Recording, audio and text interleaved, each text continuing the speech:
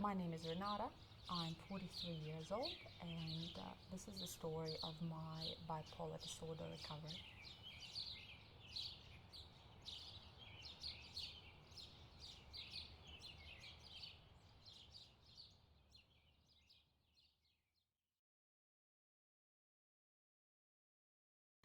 Bipolar disorder essentially it's an affective disorder when there are lots of presentations, but in general, the bipolar disorder 2, what I've got, type 2, is when you can find yourself in hypomanic states where you feel euphoria, you feel that life is fantastic, life is amazing, and you can do lots of things, and you're very easy and quick to get involved in various ventures.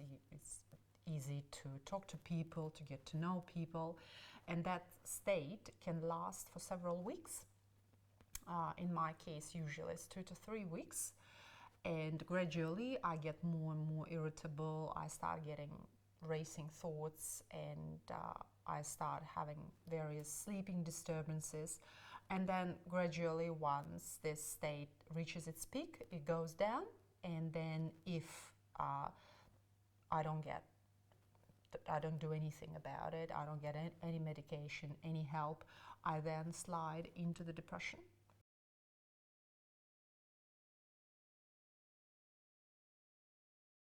When I reached 38 years old, I think that I had like a midlife crisis. I didn't really know what I'm going to do next, who am I, what's happening with my life.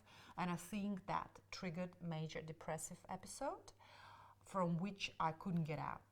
And that was very difficult, and it lasted for probably 8 months. Depression state could be very debilitating, and you can go really deep in the depression where you don't really want to know anyone, you feel really sad, you feel fatigued, you feel tearful, think that you're useless, like usual signs of depression. You experience usual symptoms, but hypomania plus depression is one episode of bipolar disorder, and that could happen several times a year.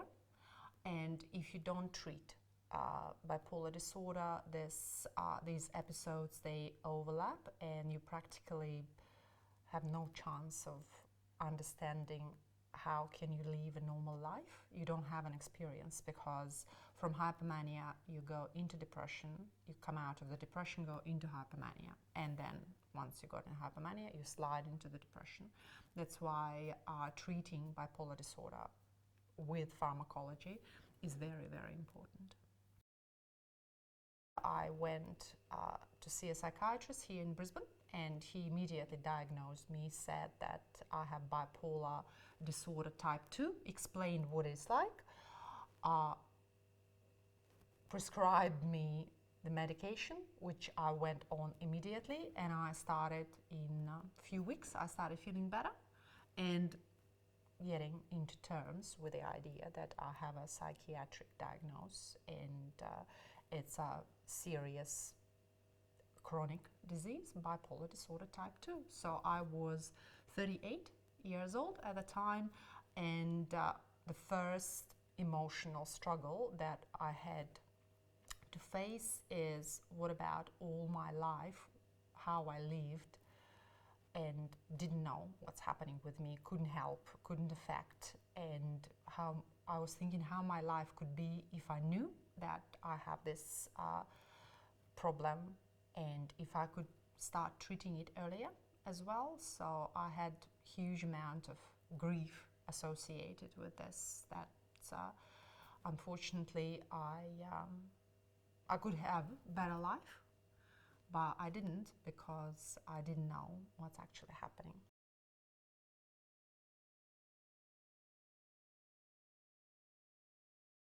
I think that's noticing the triggers early, noticing that your partner or your relative started being hypomanic, and letting them know if they don't notice that themselves. and helping them to organize that itinerary as well, acknowledging it that they need that particular timetable that they have to stick to, and just general understanding of what's going on. And it depends on to which extreme manic episodes go, because sometimes people go to sell things, gamble, get into unprotected impulsive sex, do something dangerous. That's a different story. But I suppose that trying to persuade your the person you love to find a good doctor and get on the medication scheme and stay on it, because the process of choosing actually what's right for you is quite hard and long, and people who are going through that, through various side effects and like when they put on weight and things like that, they do need support. And I think also faith that you can get out of it. That's if your partner who has bipolar would know that they're still loved and supported. I think that's the most important. But also I would say that the fact that my children still expect me to be their parent really helped me out. That I know that I have these responsibilities that I need to meet. I've got someone who depends on me. That really helped me to peel myself off the bed in the morning when I didn't really feel like it. But it is, you see, it is very difficult for me to say that, because I know what sort of psychic structure I've got. I'm very organized, I'm very responsible, very well structured. I know that people out there don't really have that, and for them it is difficult to get their shit together, basically. And sometimes it's just a hot mess. And what I would recommend also to people who live with people with bipolar disorder is self-care. That they would understand that there are limitations to what they can do and what they can affect, and sometimes they can't help and the person can't be helped, because my husband is very good and effective in supporting me, because I am that locomotive. I'm the one who actually is in charge of my recovery journey. I don't do stupid things. But if you see that your partner who has bipolar is not really taking it seriously, you can't do it for him. And you can't make your life disappear in their mental disorder, no matter how difficult it could be. If they don't seek help, if they don't take medication, if they don't organize their life, don't take that seriously, you can't do it for them. You can only help and support. That's, I think, an important aspect as well.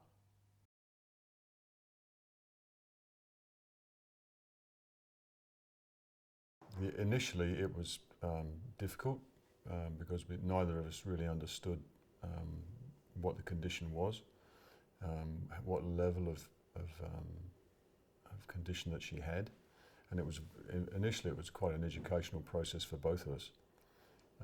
So there have been a number of challenges. Initially it was education, and then after that it was really mainly support. We went through a number of stages. Renata found therapy. She's found some sort of treatments. So it has been a number of challenges in a number of areas over a period of time.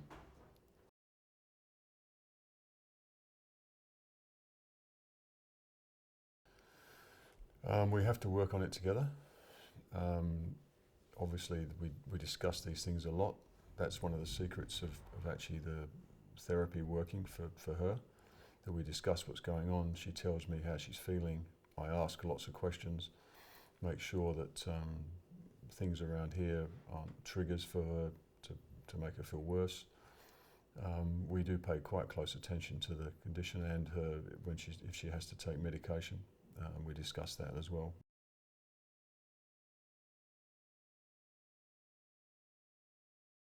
I just finished my degree. I'm receiving a graduate diploma in counselling. I started here in Brisbane in Australian College of Applied Psychology. I'm starting to develop my private practice in counselling.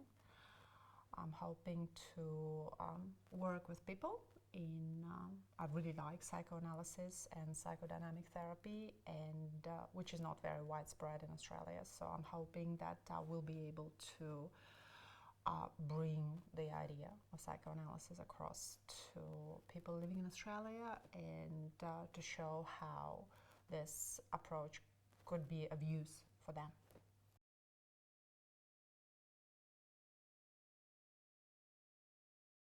What we would do, I would encourage them to start their mood diary, to actually see what's happening with their mood and understand what external events affect their mood, what are the triggers, and start understanding that hypomania or manic episode is not a blessing, because there is this misconception that when people are manic or hypomanic, they can do amazing things. They are so creative, they are so hardworking, they don't need to sleep, they have these amazing ideas and really inflated feeling of self, very grandiose.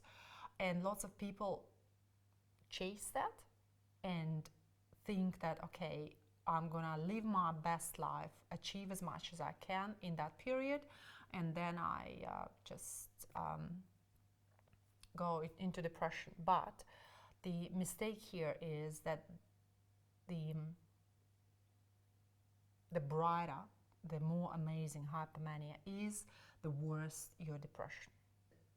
Psychotherapeutically, this is where it's important to help the person to go through that and accept the new norm, the new normal, that they are not going to be amazing superheroes anymore, and then they have to learn to live their life as normal people.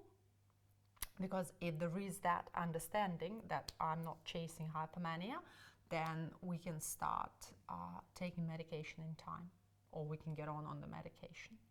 Because usually what psychiatrists say, that people really come for help when they're depressed, but when they have hypomania, they don't do that. And that's the problem, because dealing with bipolar starts from dealing with hypomania.